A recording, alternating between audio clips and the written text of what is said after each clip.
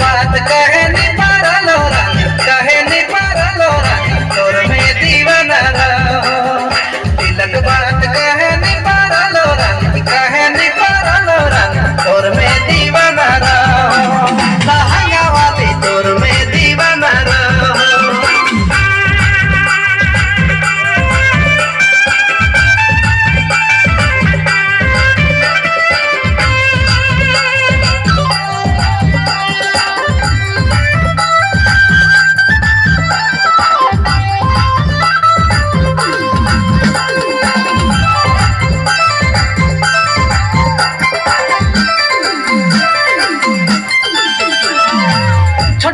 ईटा पत्थर धूल चांदो ईटा पत्थर धूल अब तोरे प्यार में भला मत चूर चांदो भला मत चूर